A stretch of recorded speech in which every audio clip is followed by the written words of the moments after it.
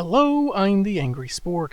If you didn't get enough of everyone's favorite slashing Canadian from last week's X-Men Titans review, then you're in luck, because he's back again! And so is the writer. These reviews probably wouldn't be concurrent if I had planned things better. But hey, we also have Sarah Pizzini returning, as I'm taking issue with 2004's Witchblade / Wolverine. So let's see if this comic makes us want to turn the page, or turn our heads.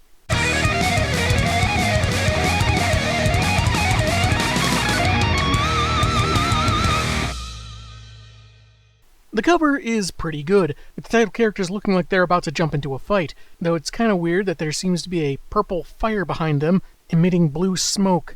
That's not how you dispose of old vaping pens, people! Written by Chris Claremont, with art by Eric Basaljua, Matt Banning, Rick Seljua, Sal Regla, Jay Leaston, Tom Bar-Orr, and Beth Sotelo, we begin with a splash page of newlyweds, who don't really wait for the officiant to say, "You may now kiss the bride," before they start making out. And the new husband and wife are Logan and Sarah. And somehow this doesn't feel quite as convoluted to me as when they paired him with Storm.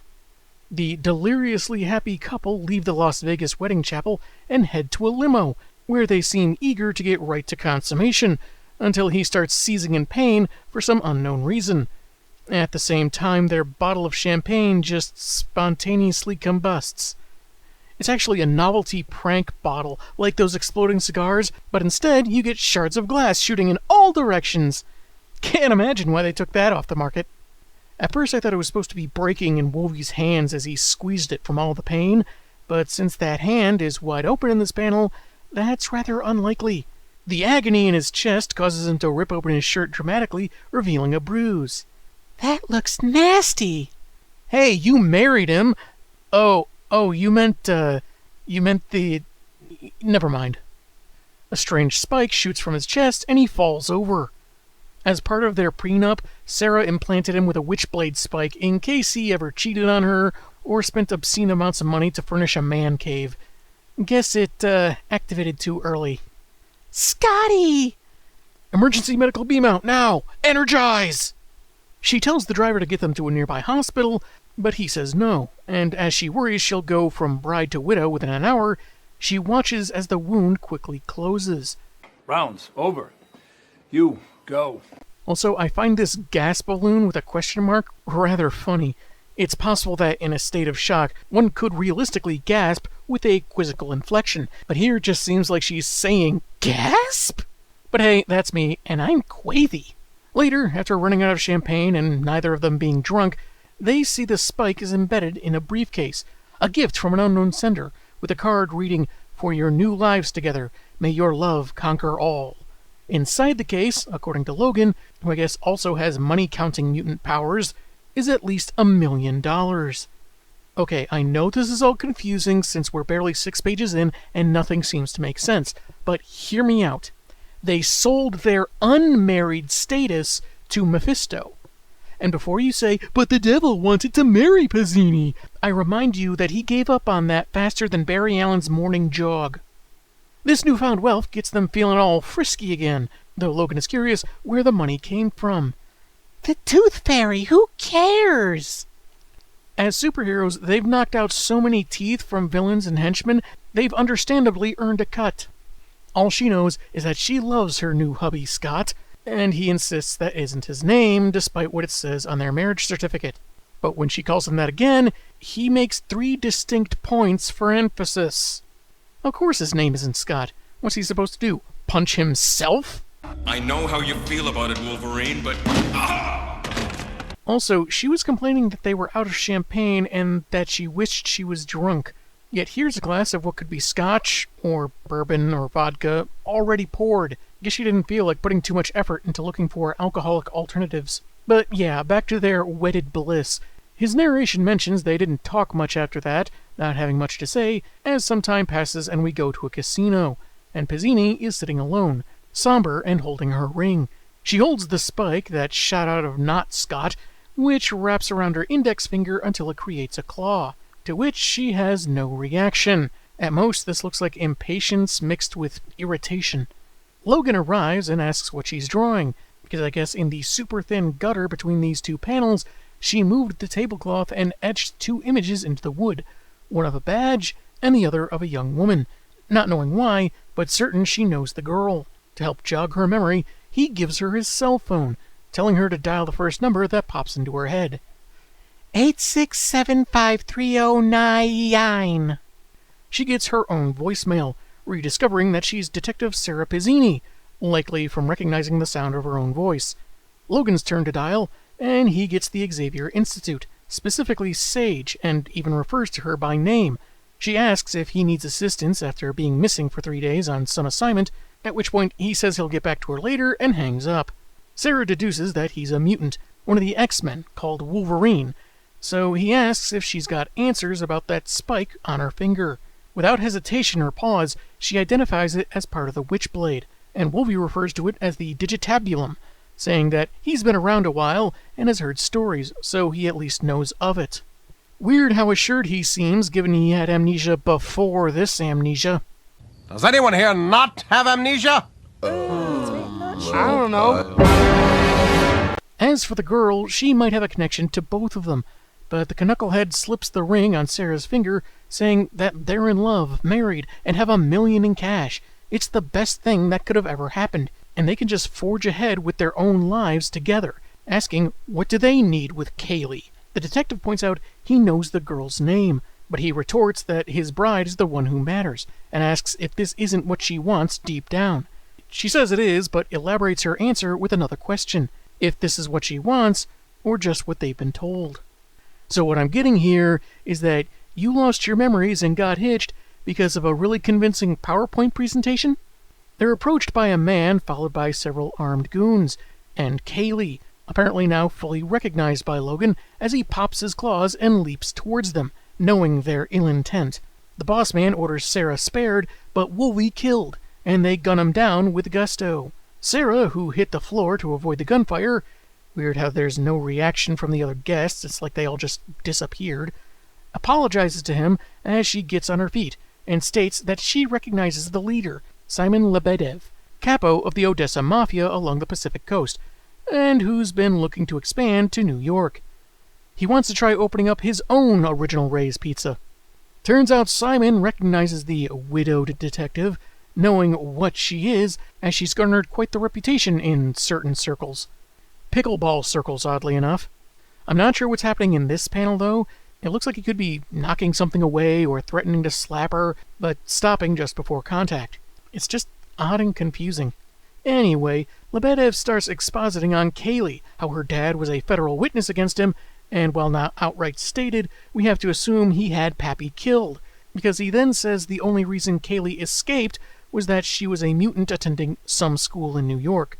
She used her still unspecified mutant powers to mess with Sarah's head and take the Witchblade to kill the mobster, which now starts forming around the girl, and ripping up her dress because I guess it's contractually obligated to do so. However, the symbiote was not as easily controlled as she anticipated. However, he figured that much out, and instead bonded with the rage and violence in her soul, with the young mutant unable to resist because she's innocent, and not Sarah. That almost reads like he's saying Pizzini isn't innocent somehow, but I guess it's more suggesting that Kaylee doesn't have the cop's strength of will. Unless he found out Sarah leaves flaming bags of dog poop on people's doorsteps in the dead of night. He goes on that the Witchblade loves its new host because of what she asks it to do. Let it stay up past 10 and eat ice cream for dinner?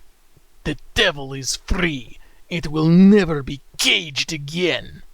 Look, pal, I was proposed to by the devil, and after I turned him down and schooled him in a theological debate, he teleported me home and just pouted. He's not all that impressive, to be honest. In exchange for the symbiont, Kaylee wanted to give Sarah a better life in return. Seems like a typo leaving out the A there, but I guess this guy is supposed to be Russian, and maybe it's just an affectation of his accent, but that kind of thing doesn't show up in any of his other dialogue. All that's left is what to do with the cop.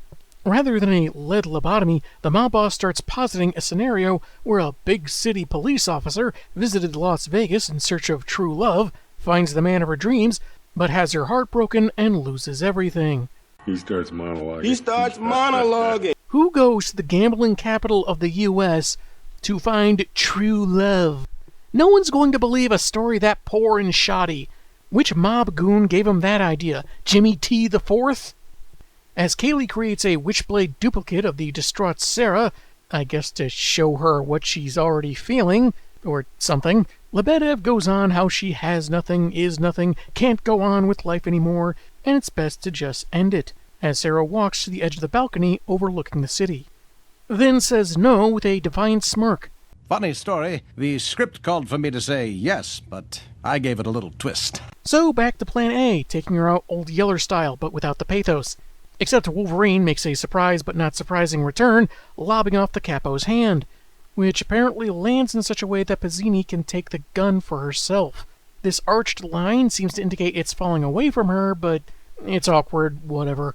Wolvie's narration says it's not much of a fight, since the goons may be handy with the bang-bang shooty-shoots, but so's Sarah, which is something he knows somehow. He, of course, does what he does best, citing his unbreakable bones and healing factor that occasionally brings him back from the dead. Yet after he cuts down a bunch of goons and takes Uzi fire, with no signs of stopping, none of his attributes were helpful the last time he faced the Witchblade, which currently runs through him with several spikes. And as he's wrapped up and pinned to a pillar or something, he claims that this is history repeating itself. Last I checked, you didn't so much face the Witchblade as pulled its host out of Mephisto's hallucination. Then I think you were pulled into hell with no explanation how you got out. You threatening her with your claws in the limo? That was history repeating itself. Kaylee launches a blade from her arm, threatening to cut out his heart and see how well he fights then. He did just mention having a really good healing factor, so there doesn't seem to be that much tension for the reader if you ask me. It might take a minute, but the heart will probably grow back. Sarah dives in the way, the spike piercing her shoulder as it runs through them both. Grabbing a gun with his remaining hand, Lebedev tells his pet to finish them off. Logan doesn't have the leverage to cut them both free, but Sarah's got this handle, grasping the spike and pulling Kaylee in. Logan pleads that she's just a kid, like he's anticipating murder or something, but Sarah replies that she still needs to be stopped, and she's taking what was stolen from her, as the Witchblade begins enveloping all three of them. Don't want to sound judgy, but I've never been a big proponent of open marriages, but that's just me. Wolvie narrates how all that's known about the Witchblade are what's told in stories as old as humanity itself. Some calling it alive, others a weapon. Like, those are mutually exclusive. I mean, look who's narrating this. And the Buffy the Vampire Slayer rule of only one woman wielding it in a generation, be that a blessing or a curse. I am the law. He goes on that Kaylee thought of it as a magic gun, but didn't know any better, while Lebedev, who opens fire on them, just loved killing so much he worshipped the symbiont. However, Logan knew that as he runs the guy through. Sarah has successfully retaken the Witchblade, holding an apparently injured and unconscious Kaylee, as the X-Man mentions how apparent it is that Pizzini hates what the entity does, and that probably makes her the best champion to control it. Good luck using "I hate what you do and that makes me qualified to run the place" in your next job interview. Later, as paramedics have arrived on the scene, Sarah, apparently finding her missing badge, mentions that Kaylee is under observation in a local hospital for a day or so, after which Wolvie can probably take her home. In an odd progression of dialogue, we're supposed to read down the right side of the page, as Logan mentions they still have the car, the money, and the dream, suggesting they still run away together. Then we go left towards the center and then down as she gives back the ring and says it's still just a dream, whereas they have to live in the reality of their respective powers and all they entail. But how can she turn her back on their storybook romance of memory wipes and the ever-constant danger of rage-fueled stabbing? Maybe she's right, Logan ponders, but hey, dreams make reality worthwhile, and even for people like them, they can come true, as the comic ends on the two holding hands. That was Witchblade / Wolverine, and I'm pretty sure this comic suffered from as much amnesia as its main characters. I'll say this much, compared to X-Men Titans last week, Claremont is much more succinct. The writing itself is much more to my taste, but the story overall is much shakier. Okay, you want to open up on this surprise of Logan and Sarah getting married with memory issues? Cool, nothing wrong with that. The inconsistency of their memory loss? Sure, you could argue they're just naturally remembering stuff without making it too blatant that happens in real life. Though it's lucky they remembered the right numbers to dial instead of one that's out of service, their favorite pizza place back in Manhattan, or a spiteful ex. And if they want the readers to just assume things based on context, that can be permissible, like why Sarah walked out on the balcony in conjunction with the story Lebedev was telling when she wasn't being forced and never planned on jumping. Seemed like kind of an empty tease with nothing to base it on, but maybe she was stalling for Logan to heal himself. The nature of Kaylee's powers that let her mess with people's heads, and her being at the right place at the right time to realize the power of the Witchblade, followed by her desire to use it for revenge, leaving that out kinda pushes it, but given the right circumstances, I can even overlook that. Though if she had some kind of telepathic ability, as is implied, why not use that to get revenge on her dad's killer? Give him nightmares, force him to confess to the cops, something. But there are even more problems, big and small, possibly due to this being only 22 pages. It asks the reader to assume even more, and even if it seems minor, expecting us to fill in the gaps ourselves makes it feel that much more like there wasn't enough of something put in to make it a complete story. Put them all together, it makes like 4 million mistakes. Like both our heroes being at the same place at the same time so Kaylee could put the mental whammy on both of them and put them in a relationship like she was a self-indulgent fanfiction writer. And if she's a student at Xavier's, maybe that, at least to a degree, explains why Wolvie was going by Scott for some reason.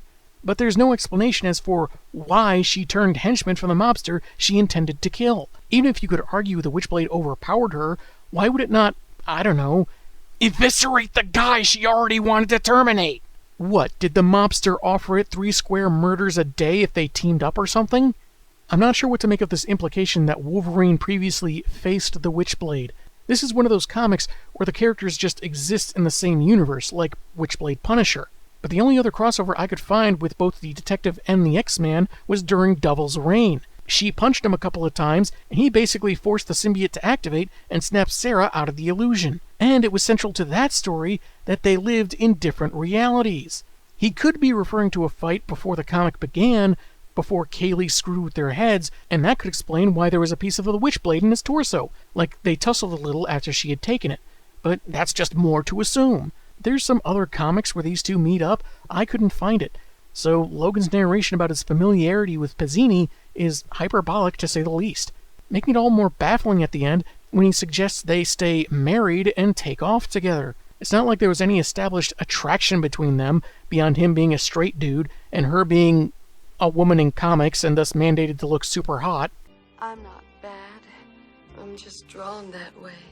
Logan also seemed to be conveniently aware of a lot of stuff, like the Witchblade, which, yeah, he's 100 years old, that would make sense, but also the motivations of the mob boss and his murder fixation and worship of the symbiont. That felt much more like a stretch. For a guy that got re-amnesia'd and whose go-to move is slash to bits, he's surprisingly adept at psychological profiling. The art is fine. It does lean into cheesecake because Witchblade. Come on, that's not a wedding dress, that's a wedding-themed club outfit with accessories. But I wouldn't call anything about it that terrible. I found it a little reminiscent of Michael Turner style, and oddly here and there, Lionel Francis Hughes as well. It did look like they made Wolvie taller.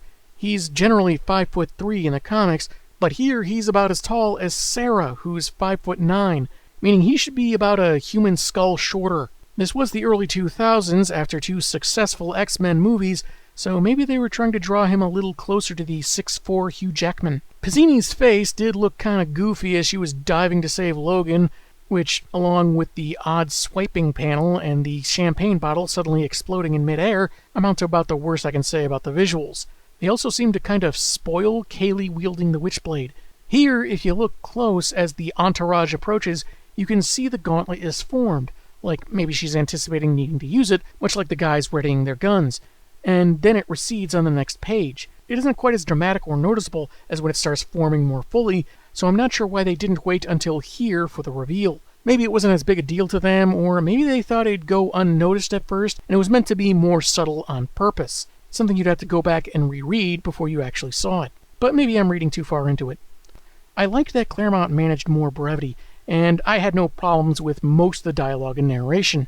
The story, however, felt confused, like a paragraph with a bunch of words missing, some more important than others. A few more pages for elaboration could have resulted in a stronger, more cohesive adventure. I don't hate it, but there are definitely better stories from this writer. I'm the Angry Spork, and man, have I got issues.